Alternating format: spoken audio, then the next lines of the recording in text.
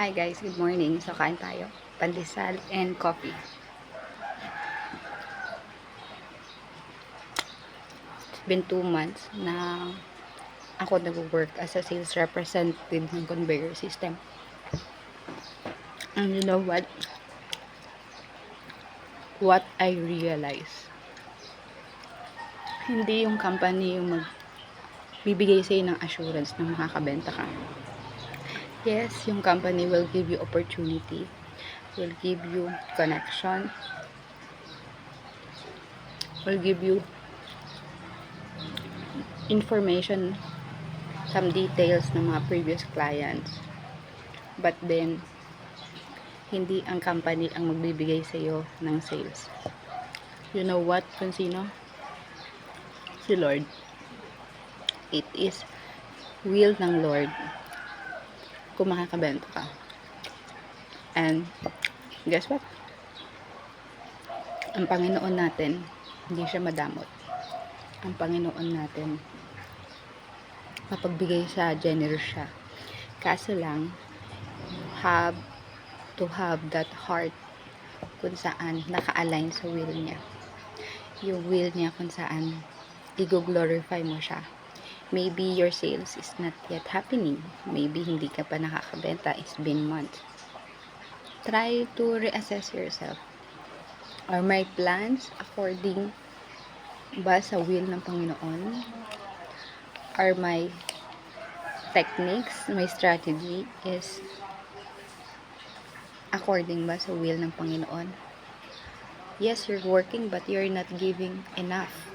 Exceeding, trying to exceed more than your capabilities. Meron ka pang ilalabas. So, kung ano man yung kakayanan mo na kaya mo pang lagpasan, kaya mo pang higatan, ngayon pa lang ipakita mo na. Kung kaya mo maging aggressive in sales, gawin mo na. Kung kailangan mong gumawa ng strategy, be it, ang daming tools na pwede natin gamitin. Andyan ang mga AI, artificial intelligence, to give you an idea. There are times na you will feel hopeless, na wala ng pag-asa, na di mo na alam, ginawa mo na lahat ng strategy, pero I know, I do believe na once you prayed and asked for wisdom, lalapit lang tayo sa Panginoon and we consult yung pinaka-important na book sa lahat. Hindi anything na marketing strategy book or any kind ng book, kundi the Bible itself is enough to guide us kung ano man yung pinagdadaanan natin in life, kung ano man yung journey natin in life. If we are in sales, we consult kasi may mga verses, may mga wisdom from King Solomon na nakasulat na all you have to do is to meditate. And isa sa mga nagustuhan ko sa salita ng Panginoon is yung Proverbs 16 verse 1, that ang tao ang nagpaplano, pero ang salita, ang boses ng Panginoon ang nagpapatupad.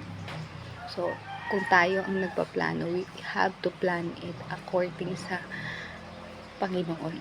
Ano ba yung magandang maidudulot nito? Because there are times na minsan, pag nagka-sales tayo, there is two possibilities. It's either mapalapit tayo kay Lord o malayo tayo sa Lord. And God wants us, syempre, na mas lumapit tayo sa Kanya.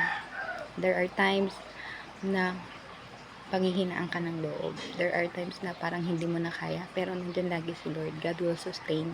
God will give yung courage na hindi mo alam na kaya mo pala. Just like me, parang ayoko na, parang gusto ko na sumuko. Pero ang Lord, ang patuloy na nagsusustain, nagbibigay ng lakas every day. So, don't feel hopeless. Kaya natin to.